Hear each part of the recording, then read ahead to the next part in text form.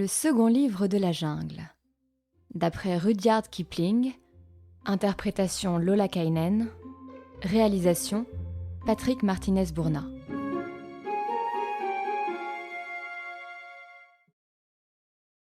Comment vint la crainte?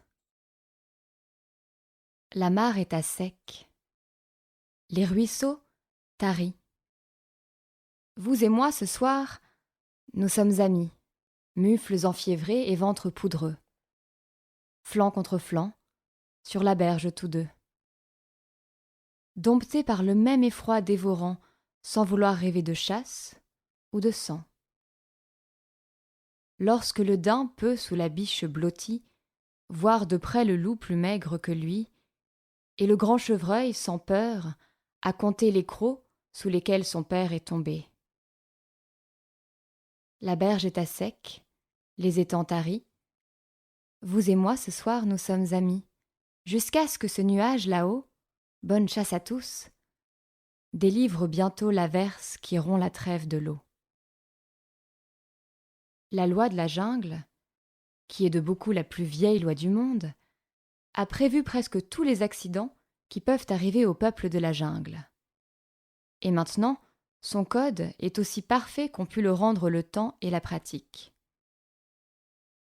Si vous avez lu les autres histoires de Mowgli, vous devez vous rappeler qu'il passa une grande partie de sa vie dans le clan des loups de Sioni, apprenant la loi que lui enseignait l'ours brun Balou. C'est Balou qui lui dit, quand le garçon devint rétif au commandement, que la loi est comme la liane géante. Elle tombe sur le dos de chacun et nul ne lui échappe.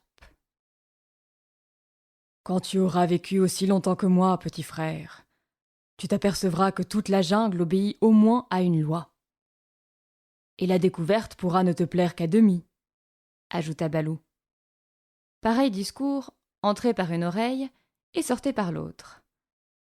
Car un garçon qui n'a dans la vie qu'à manger et à dormir ne se tourmente guère des événements jusqu'à l'heure où il faut les regarder en face et de près. Mais une année, les paroles de Balou se vérifièrent, et Mowgli vit toute la jungle courbée sous une même loi.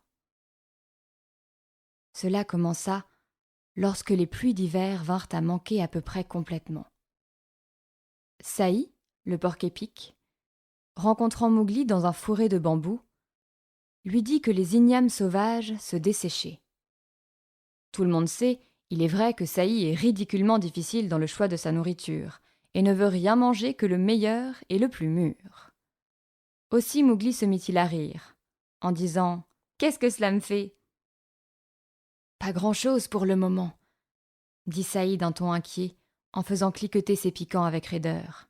« Mais plus tard, nous verrons. Plus de plongeons alors dans le trou de roche au-dessous des roches aux abeilles, petit frère ?» « Non, cette eau stupide est en train de s'en aller toute, et je n'ai pas envie de me fendre la tête, » dit Mowgli, qui se croyait sûr d'en savoir autant à lui seul que 5 autres pris au hasard dans le peuple de la jungle. « Tant pis pour toi.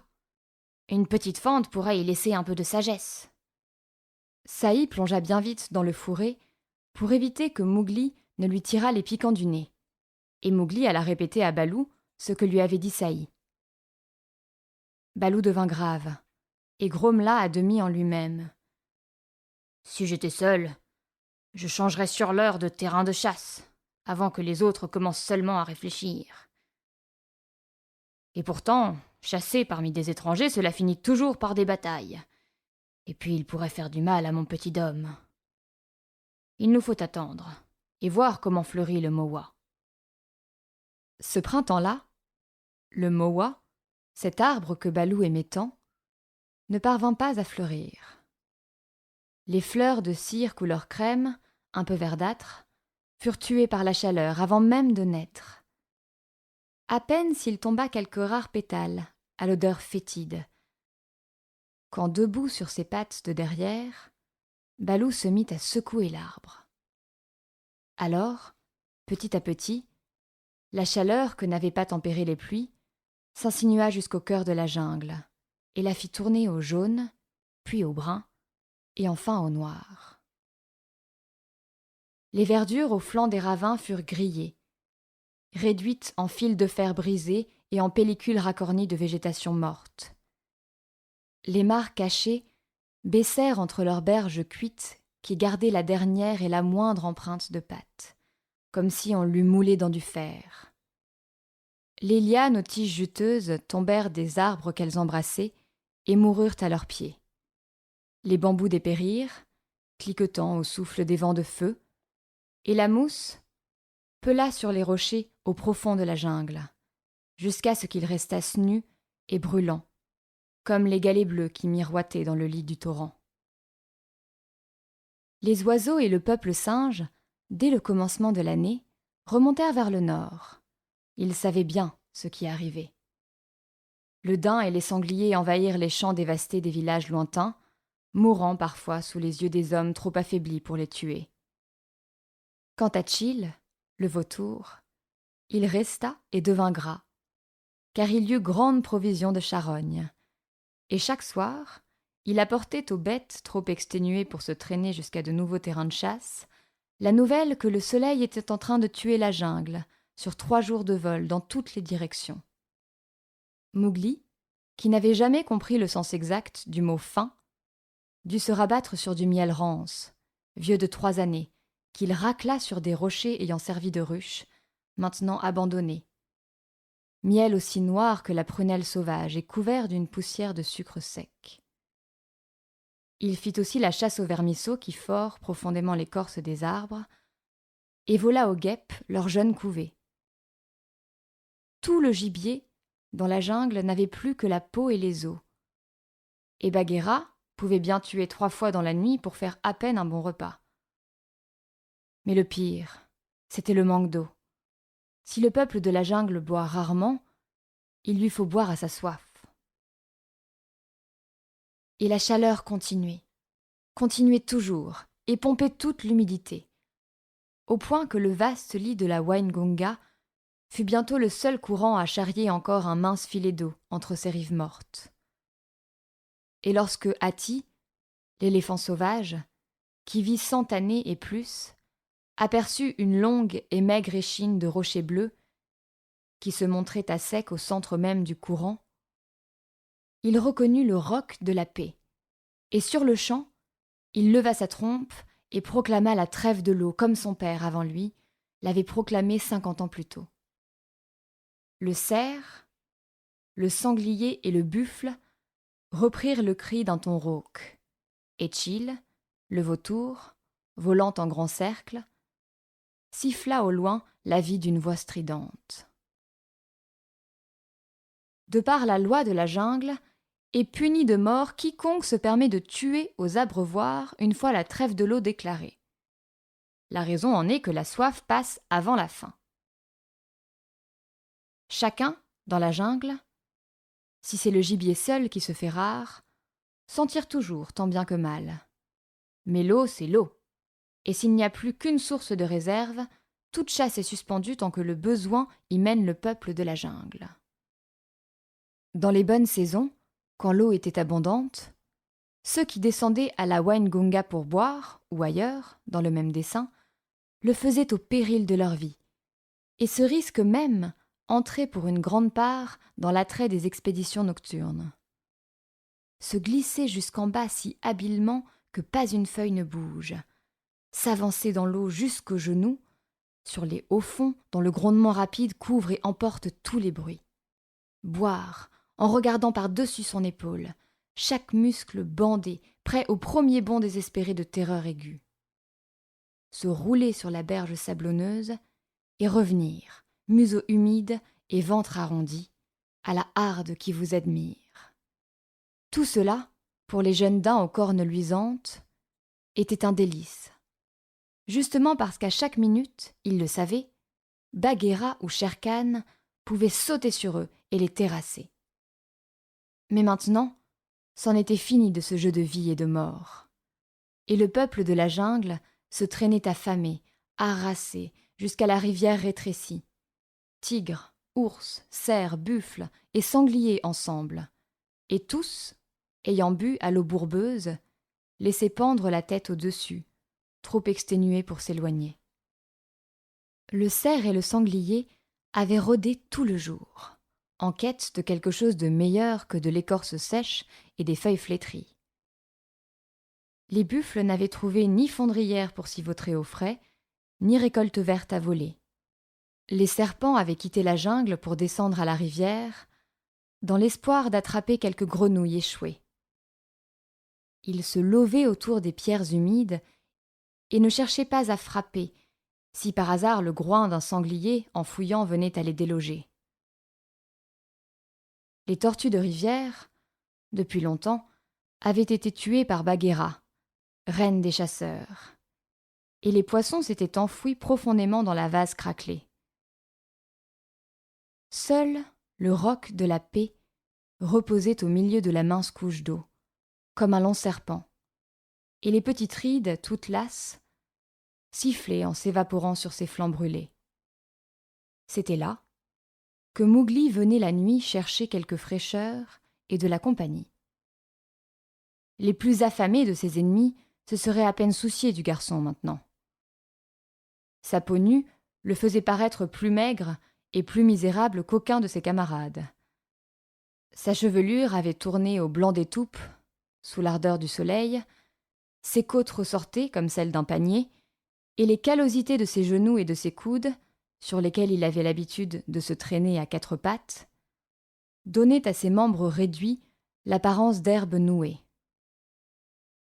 Mais son œil, sous la broussaille retombante de ses cheveux mêlés, restait clair et tranquille, car Bagheera, son conseil des jours difficiles, lui recommandait de remuer sans bruit, de chasser sans hâte, et de ne jamais, sous aucun prétexte, perdre son sang-froid. « C'est un mauvais moment, » dit la panthère noire, un soir par une chaleur de fournaise. « Mais il passera pourvu que nous vivions jusqu'au bout. Ton estomac est-il garni, petit homme ? Il y a quelque chose dedans, mais cela ne me profite guère. Penses-tu, Bagheera, que les pluies nous ont oubliés et ne reviendront jamais ? Non, je ne le pense pas.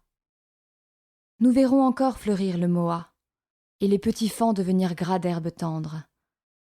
Descendons au roc de la paix pour savoir les nouvelles. Sur mon dos, petit frère.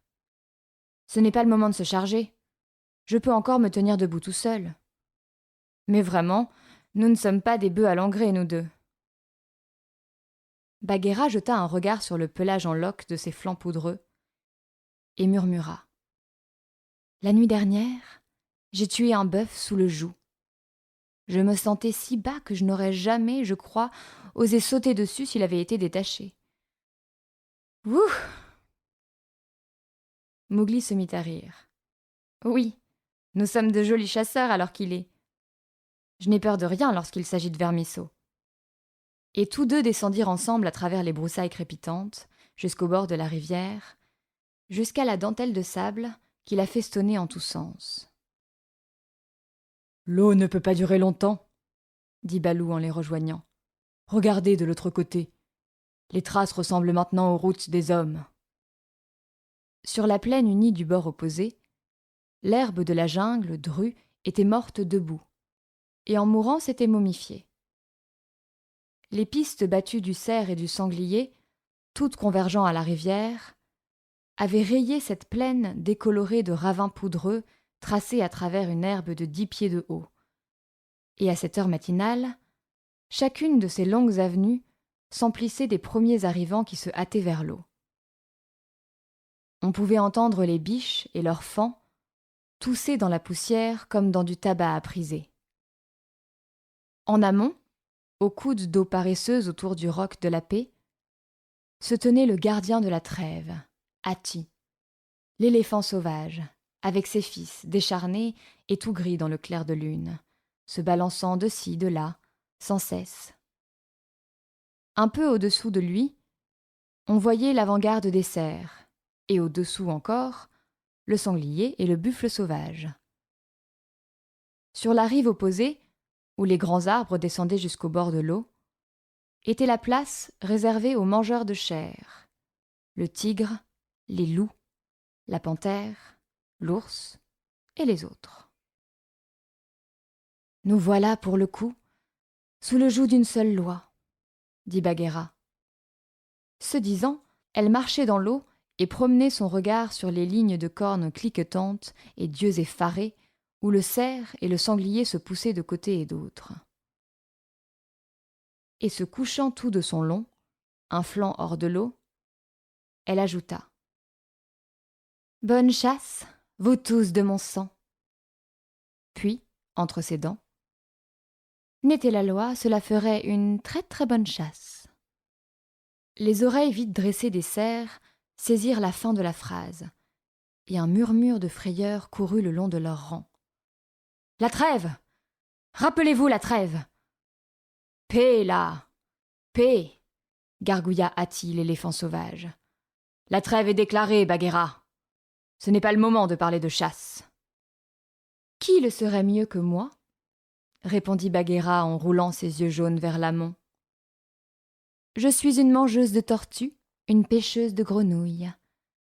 Ngaïa, je voudrais profiter en ne mangeant que des branches. »« Et nous donc, nous le souhaiterions de grand cœur, » bêla un jeune faon né ce printemps-là seulement, et qui ne s'en louait guère. Si abattu que fut le peuple de la jungle, Hati lui-même ne put étouffer un rire, tandis que Mowgli, accoudé dans l'eau chaude, s'esclaffait en faisant sauter l'écume avec ses pieds. « Bien parlé, petite corne en bouton !» ronronna Bagheera. « Quand la trêve prendra fin, on s'en souviendra en ta faveur. » Et il darda sur lui son regard à travers l'obscurité, pour être sûr de reconnaître le faon. Petit à petit, la conversation s'étendait en amont, en aval, à toutes les places où l'on buvait. On pouvait entendre le sanglier chamailleur et grognon réclamer plus d'espace, les buffles bougonner entre eux en faisant des embardées dans les bancs de sable, les cerfs raconter les histoires pitoyables de longues marches forcées en quête de provende. De temps en temps, ils adressaient par-dessus la rivière quelques questions aux mangeurs de chair, mais toutes les nouvelles étaient mauvaises, et le vent de jungle torride grondait parmi les roches et les branches craquetantes, laissant l'eau couverte de brindilles et de poussière. « Les hommes aussi meurent à côté de leurs charrues, » dit un jeune Sambur. « J'en ai rencontré 3, entre le coucher du soleil et la nuit. Ils reposaient bien tranquilles et leurs bœufs avec eux. Nous aussi nous reposerons bien tranquilles dans peu de temps. »« La rivière a baissé depuis la nuit dernière, » dit Balou. « Oh, Hati, as-tu jamais vu pareille sécheresse ?»« Cela passera, répondit Hati, en seringuant de l'eau le long de son dos et de ses flancs. « Nous en avons un ici qui ne pourra pas résister longtemps, » dit Balou. Et il lança un coup d'œil sur le jeune garçon qu'il aimait. « Moi ?» dit Mowgli avec indignation, en se mettant sur son séant dans l'eau. « Je n'ai pas de longue fourrure pour cacher mes os, mais si on t'enlevait ta peau, Balou !» Hati frissonna de la tête aux pieds à cette idée, et Balou dit sévèrement: « Petit homme, ce n'est pas une chose convenable à dire au docteur de la loi. On ne m'a jamais, en aucun temps, vu sans ma peau. »« Non, je n'avais pas de mauvaise intention, Balou. Seulement, je voulais dire que tu es, pour ainsi parler, comme la noix de coco dans son écale, et que moi, je suis la même noix de coco, toute nue. Or, ton écale brune... » Mowgli était assis les jambes croisées et s'expliquait en montrant du doigt les choses, suivant son habitude, quand Bagheera, allongeant une patte de velours, le renversa cul par-dessus tête dans l'eau. « De mal en pis, » dit la panthère noire, tandis que le jeune garçon se relevait en crachant. « D'abord Balou est à écorcher, maintenant c'est une noix de coco. Prends garde qu'il ne fasse comme les noix de coco mûres. »« Et quoi donc ?» demanda Mowgli, hors de garde pour l'instant, bien que ce fût là une des plus vieilles attrapes de la jungle. « Qu'il ne te casse la tête, » dit Bagheera tranquillement, en lui faisant boire un second coup. « Ce n'est pas bien de tourner ton professeur en ridicule, » dit l'ours, quand Mowgli eut fait le plongeon pour la 3e fois. « Pas bien, Que voudriez-vous de mieux? Cette chose nue, toujours en mouvement, prend pour but de ces singeries des gens qui furent jadis de bons chasseurs, et tire en manière de jeu les moustaches aux meilleurs d'entre nous. » C'était Shere-Khan, le tigre boiteux, qui descendait vers l'eau en clopinant. Il attendit un instant pour jouir de la sensation qu'il produisait parmi les cerfs sur la rive opposée, puis il laissa tomber sa tête carrée à fraises de fourrure et se mit à laper, en grognant. La jungle est devenue un chenil à petit tout nu. Regarde-moi, petit homme. Mowgli fixa plutôt, aussi insolemment qu'il savait le faire, Shere-Khan, qui au bout d'une minute se détourna d'un air gêné. Petit homme par-ci, petit homme par-là, gronda-t-il, en se remettant à boire. Le petit n'est ni un homme, ni un petit, sans quoi il aurait eu peur. La saison prochaine, il faudra que je lui demande la permission de boire. Cela pourrait bien venir aussi, dit Bagheera, en le regardant droit entre les yeux. Cela pourrait bien venir aussi. Ah, Shere-Khan, quelle nouvelle honte as-tu apportée ici? Le tigre boiteux avait trempé dans l'eau son menton et son jabot, et de longues traînées huileuses et noirâtres en descendaient au fil de l'eau. C'est de l'homme, dit Shere-Khan froidement. J'ai tué, il y a 1 heure. L'homme! L'homme! L'homme! Il a tué l'homme! Alors, tous les regards se portèrent sur Hati, l'éléphant sauvage. Mais il semblait ne pas entendre. Hati ne fait jamais les choses qu'en leur temps, et c'est une des raisons pour lesquelles sa vie est si longue. Dans un pareil moment, tuer l'homme? N'y avait-il pas d'autre gibier sur pied? Dit avec mépris Bagheera, qui sortit de l'eau souillée en secouant les pattes, l'une après l'autre à la manière des chats. J'ai tué par goût, non par besoin. Le murmure d'horreur reprit, et le petit œil blanc attentif de Hati se leva dans la direction de Shere-Khan. Par goût, répéta Shere-Khan d'une voix traînante. Et maintenant je viens boire et me nettoyer. Y a-t-il quelqu'un pour m'en empêcher? Le dos de Bagheera s'arquait déjà comme un bambou dans le grand vent, mais Hati leva sa trompe et dit tranquillement: C'est par goût que tu as tué? Lorsque Hati pose une question, il vaut mieux lui répondre. Mais oui.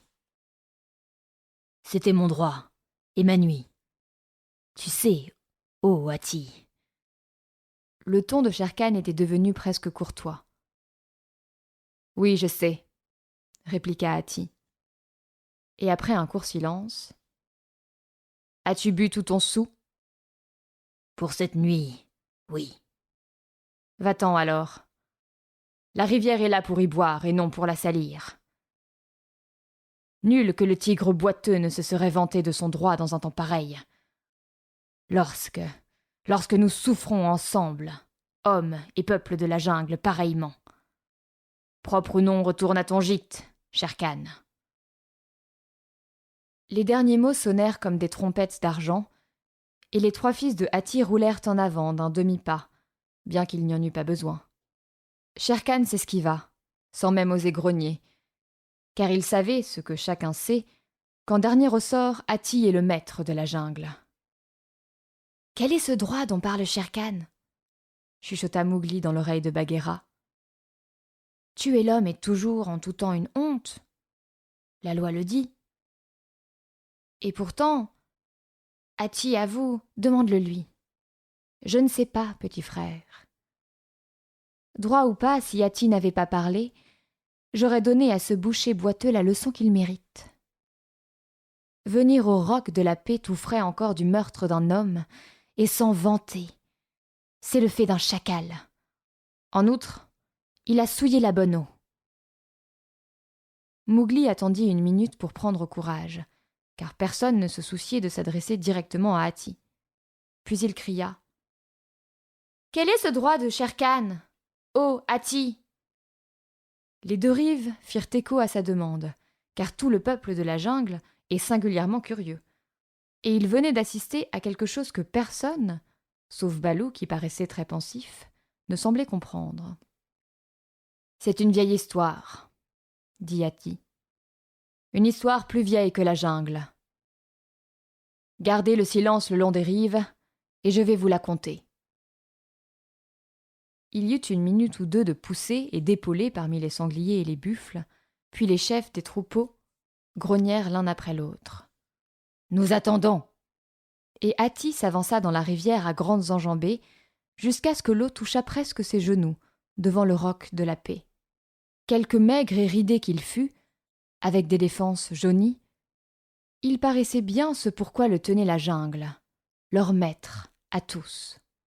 « Vous savez, enfants, commença-t-il, que de tous les êtres, le plus à craindre pour vous, c'est l'homme. » Il y eut un murmure d'assentiment. « Cette histoire te concerne, petit frère, » dit Bagheera à Mowgli. « Moi ?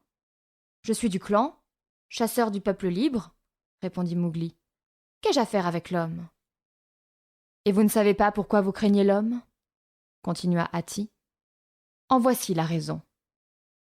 Au commencement de la jungle, et nul ne sait quand cela était, nous autres de la jungle marchions de compagnie, sans aucune crainte, l'un de l'autre. En ce temps-là, il n'y avait pas de sécheresse, et feuilles, fleurs et fruits poussaient sur le même arbre, et nous ne mangions absolument rien d'autre que des feuilles, des fleurs, de l'herbe, des fruits et de l'écorce. « Je suis bien contente de ne pas être née dans ce temps-là, » dit Bagheera. « L'écorce n'est bonne qu'à se faire les griffes. » Et le seigneur de la jungle était Ta, le premier éléphant. Il tira la jungle des eaux profondes à l'aide de sa trompe. Et où ses défenses creusaient des sillons dans le sol, les rivières se mettaient à couler. Où il frappait du pied, naissaient aussitôt des étangs d'eau excellente, et quand il soufflait à travers sa trompe, comme ceci, les arbres tombaient. C'est ainsi que la jungle fut créée par Ta, et c'est ainsi que l'histoire m'a été racontée. « Elle n'a pas maigri depuis, » chuchota Bagheera, et Mowgli se mit à rire derrière sa main. En ce temps-là, il n'y avait ni blé, ni melon, ni poivre, ni canne à sucre. Il n'y avait pas non plus de petites huttes, comme vous en avez tous vu. Et le peuple de la jungle ne connaissait rien de l'homme, et vivait en commun, dans la jungle, ne formant qu'un seul peuple. Mais bientôt, on commença à se quereller à propos de nourriture, bien qu'il y eût pour tous des pâturages en suffisance. On était paresseux. Chacun désirait manger où il était couché, comme parfois il nous arrive de le faire quand les pluies du printemps sont bonnes. Ta, le premier éléphant, était occupé à créer de nouvelles jungles et à conduire les rivières dans leurs lits. Il ne pouvait aller partout. Aussi fit-il du premier tigre le maître et le juge de la jungle, à qui le peuple de la jungle devait soumettre ses querelles. En ce temps-là, le premier tigre mangeait des fruits et de l'herbe avec tout le monde. Il était aussi grand que je le suis, et très beau, tout entier de la même couleur que la fleur de liane jaune. Il n'y avait sur sa peau ni tache, ni rayures en ces jours heureux où la jungle était neuve. Tout le peuple de la jungle venait à lui sans crainte, et sa parole servait de loi. Nous nous formions alors, rappelez-vous, qu'un seul peuple. Cependant, une nuit, 2 chevreuils se prirent de querelle. Une querelle à propos de package, comme vous en videz maintenant à coups de tête et à coups de pied. Et pendant que les 2 adversaires s'expliquaient devant le premier tigre couché parmi les fleurs, on raconte qu'un des chevreuils le poussa de ses cornes. Et le premier tigre, oubliant qu'il était le maître et le juge de la jungle, sauta sur le chevreuil et lui brisa le cou. Jusqu'à cette nuit-là, jamais personne de nous n'était mort. Aussi le premier tigre, voyant ce qu'il avait fait, et affolé par l'odeur du sang, se réfugia dans les marais du nord. Et nous autres de la jungle, restés sans juge, nous tombâmes en de continuelles batailles. Ta en entendit le bruit, et revint. Et les uns lui dirent une chose, les autres une autre. Mais il aperçut le chevreuil mort parmi les fleurs, et demanda qui avait tué. Personne ne voulait le lui dire, parce que l'odeur du sang les avait tous affolés, absolument comme cette même odeur nous affole aujourd'hui. Ils couraient de tous côtés en cercle, cabriolant, criant et secouant la tête. Alors, Ta, parlant aux arbres à branches basses et aux lianes traînantes de la jungle, leur commanda de marquer le meurtrier du chevreuil, afin qu'il pût le reconnaître. Et il s'écria « Qui sera maintenant le maître du peuple de la jungle ?» Et le singe gris, qui vit dans les branches, sauta et dit « C'est moi qui serai dorénavant le maître de la jungle. » Et Ta se mit à rire, et dit « Qu'il en soit ainsi. » Puis il s'en alla, très irrité. Enfant, vous connaissez le singe gris. Il était alors ce qu'il est maintenant. Il commença par se composer une figure de sage, mais au bout d'un instant, il se mit à se gratter et à sauter de haut en bas et de bas en haut. Et lorsque Ta revint, il trouva le singe gris pendu, la tête en bas, à une grosse branche, faisant des grimaces à ceux qui se tenaient au-dessous. Et eux lui rendaient ces grimaces. Et ainsi, il n'y avait plus de loi dans la jungle. Plus rien que bavardage ridicule et vaines paroles. Là-dessus, Ta nous appela tous autour de lui et nous dit « Le premier de vos maîtres a introduit la mort dans la jungle, et le second, la honte. Il est temps d'avoir enfin une loi, et une loi que vous ne puissiez pas enfreindre. Dorénavant, vous connaîtrez la crainte, et quand vous l'aurez trouvée, vous saurez quel est votre maître, et le reste suivra. » Alors nous autres de la jungle, nous demandâmes « Qu'est-ce que la crainte ?» Et Ta répondit « Cherchez, jusqu'à ce que vous trouviez. » Et c'est ainsi que nous allions, du haut en bas de la jungle, cherchant la crainte, quand tout à coup, les buffles « dit Missa, le chef des buffles, sans bouger du banc de sable où il se tenait. « Oui, Missa, ce furent les buffles. Ils venaient apporter la nouvelle que dans une grotte de la jungle était assise la crainte, qu'elle n'avait pas de poils et qu'elle marchait sur ses jambes de derrière. Alors, nous tous de la jungle suivîmes le troupeau jusqu'à la grotte, et à l'entrée de cette grotte se tenait la crainte, et elle était sans poils, comme les buffles nous l'avaient dit, et marchait sur ses jambes de derrière. En nous voyant, elle poussa un cri, et sa voix nous remplit de cette crainte que nous connaissons maintenant. Et nous nous enfuîmes, en nous piétinant les uns les autres, et nous entre-déchirant parce que nous avions peur. Cette nuit-là, m'a-t-on dit, nous autres de la jungle ne reposâmes pas ensemble, comme c'était notre coutume, mais chaque tribu se retira de son côté, le sanglier avec le sanglier, le cerf avec le cerf, corne à corne, sabot contre sabot, chacun avec les siens. Et ainsi, tout frissonnant, se coucha-t-on dans la jungle. Seul, le premier tigre n'était pas avec nous, car il se cachait encore dans les marais du nord. Et lorsqu'on lui parla de la chose que nous avions vue dans la grotte, il dit « J'irai trouver cette chose, et je lui romprai le cou. » Ainsi courut-il toute la nuit, jusqu'à ce qu'il arrivât devant la grotte.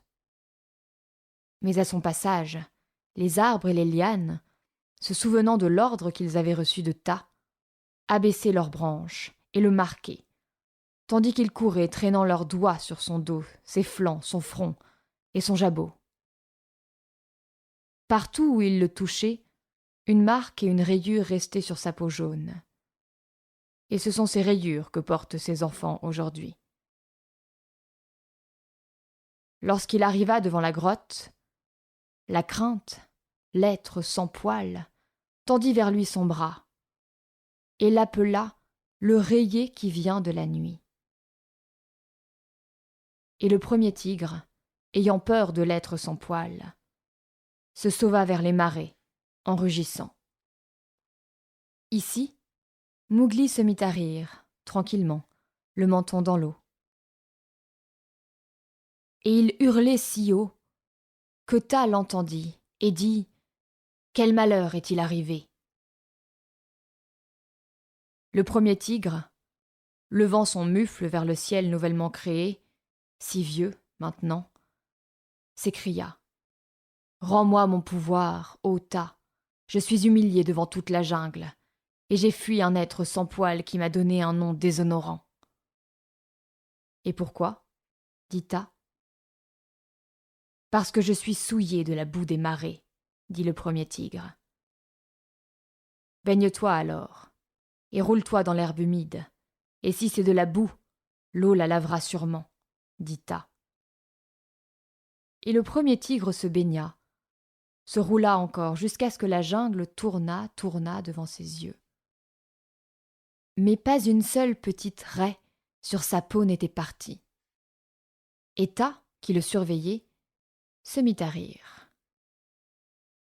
Alors le premier tigre dit « Qu'ai-je donc fait pour que semblable chose m'arrive ?»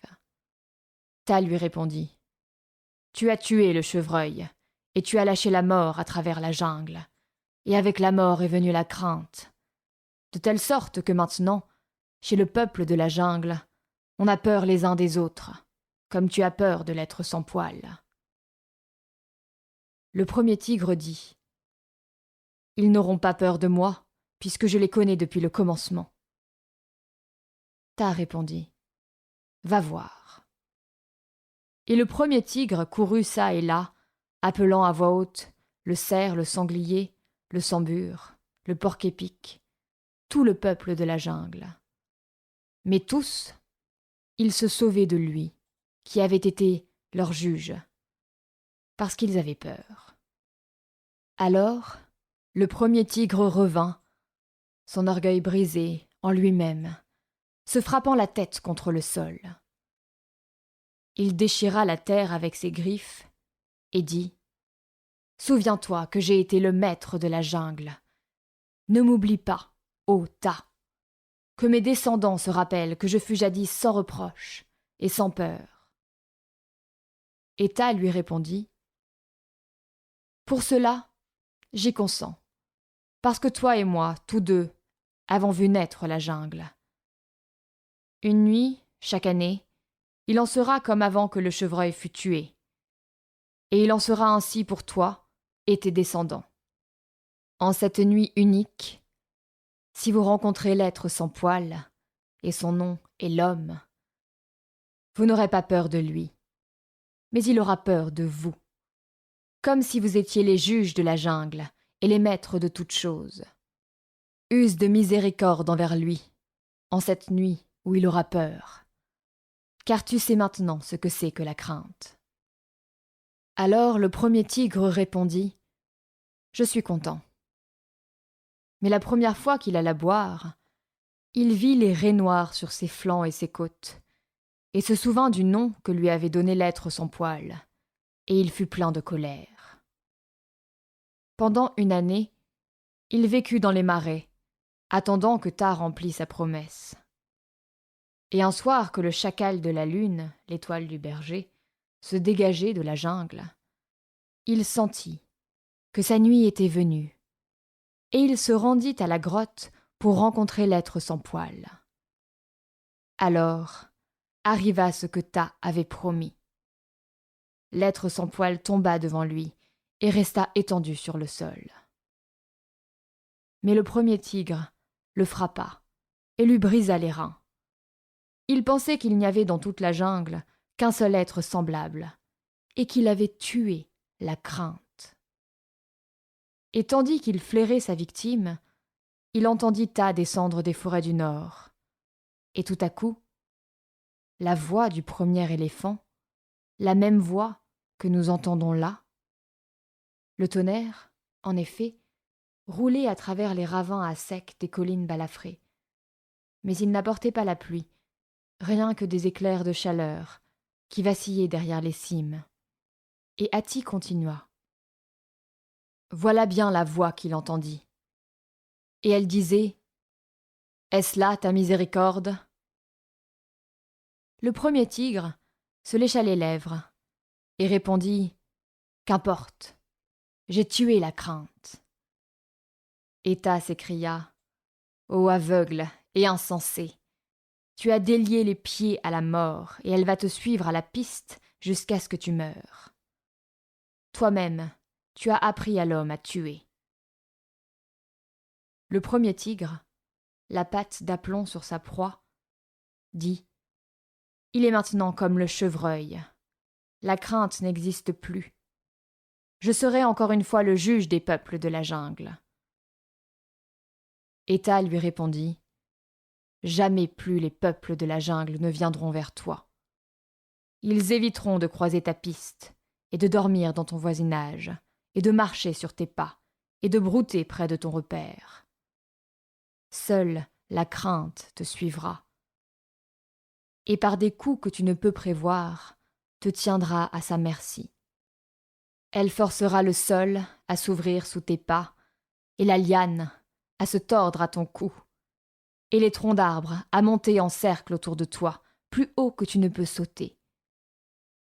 Et à la fin, elle prendra ta peau pour en envelopper ses petits lorsqu'ils auront froid.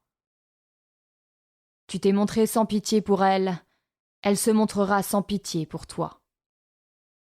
Le premier tigre était plein de hardiesse, car sa nuit durait encore, et il dit « La promesse de Tas est la promesse de Tas. Il ne me reprendra pas ma nuit. » Tas lui répondit « Ta nuit t'appartient, comme j'ai dit, mais il est des choses qui se paient. Tu as appris à l'homme à tuer, et c'est un élève prompt à comprendre. » « Il est sous mon pied, les reins brisés, » déclara le premier tigre. « Fais savoir à la jungle que j'ai tué la crainte. » Alors, Tas se mit à rire. « Pour un que tu as sauvé, il en reste beaucoup.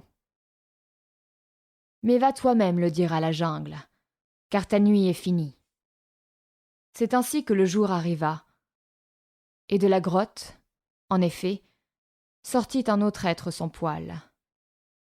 Il vit le mort dans le sentier et le premier tigre dessus. Il prit un bâton pointu. « Il lance maintenant une chose qui coupe, » dit Saï, en descendant la berge avec un cliquetis. Car Saï était considéré par les Gonds comme un mets particulièrement exquis. Il l'appelait Ho-Igou, et il savait quelque chose de la méchante petite hache gondienne qui danse à travers une clairière comme la libellule.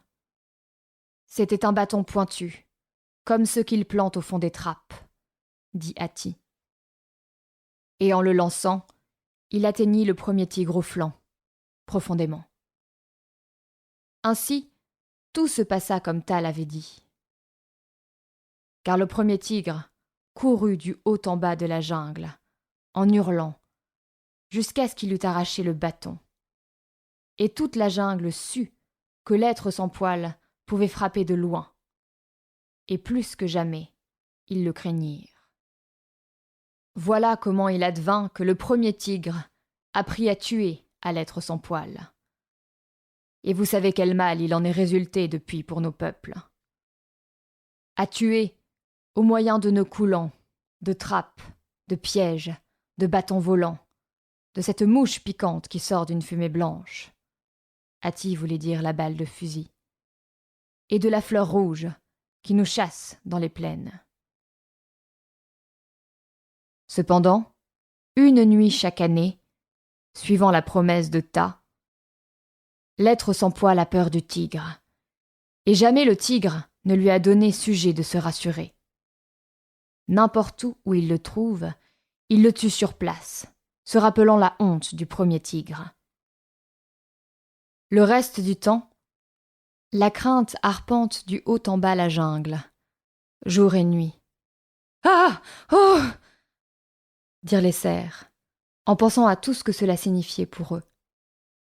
Et c'est seulement lorsqu'une même crainte pèse sur tous, comme en ce moment, que nous pouvons, nous autres de la jungle, mettre de côté nos petites craintes et nous réunir dans le même lieu, comme nous faisons maintenant.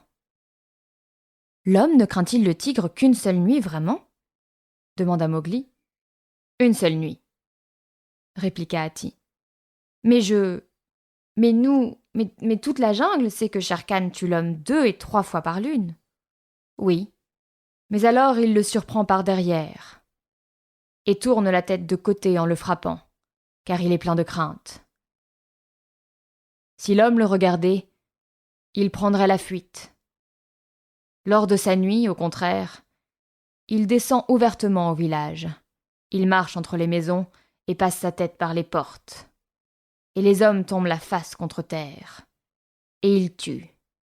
Il tue une seule fois cette nuit-là. « Oh !» se dit Mowgli, en roulant sur lui-même dans l'eau. « Maintenant je vois pourquoi Shere Khan m'a invité à le regarder. » Cela ne lui a pas profité, car il n'a pas pu maintenir son regard. Et moi, certes, je ne suis pas tombé à ses pieds. Mais aussi, je ne suis pas un homme, étant du peuple libre.